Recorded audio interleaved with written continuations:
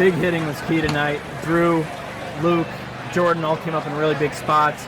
Kind of talk about their hitting performance in that 8th inning. Well, I think the at-bats were, kind of hot and cold all night long.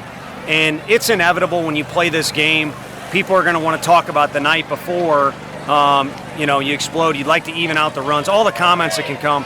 The bottom line is every day is mutually exclusive. And last night was not reality. Tonight was reality in the SEC. Two arms that, I almost kind of just felt like a fan over there in the dugout, which is dangerous to do, of both guys. And then really good stuff out of the bullpen too. And you got players in the box that can change the game at any moment. And they happen to do it, in the form of 3 hits. Unfortunately for us, we did it in the form of a ball getting over the fence with Drew. So I think on both sides, they'd like to take some at-bats back and wish they were a little bit better. But both sides had really good at-bats. There's just good stuff on the mound, good defenders, and it was going to be a back-and-forth, low-scoring deal. And you talked about the pitchers, 2 terrific outings, one from Chase and then from Blade.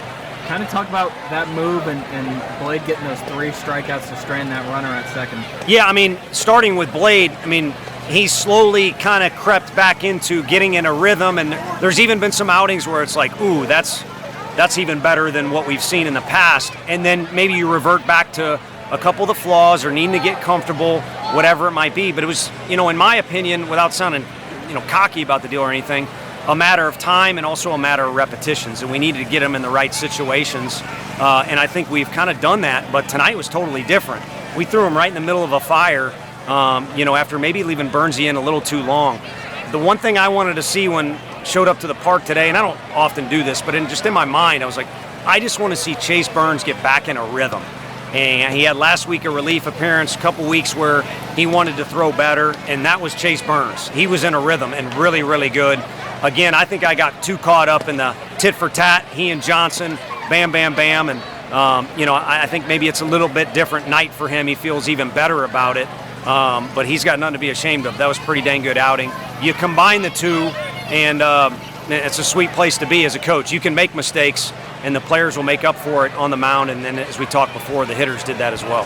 And you kind of touched on it, but this is a big game. This is a game that you're probably going to see in the postseason. Kind of talk about having a game like this where it's a battle back and forth, kind of pitcher's duel. One big hit separates it here or there, and what that means for the guys as we move forward. Yeah, you have to be able to ride out the storm.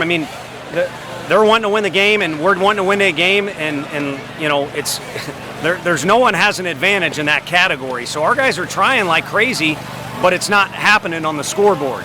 It's important to be able to go through that and understand you got to control your emotions. And in this league in particular, you got to kind of ride out the storm. And I think our guys did that. And I didn't really see a change too much in mentality. Maybe one of my buddies slammed his helmet a couple times. But, you got to play all 9 innings. And it's the same if we were to have a lead for a few innings. And just, as you mentioned, without getting too wordy or wordier than I already was, really, really good experience to be in a ball game like this.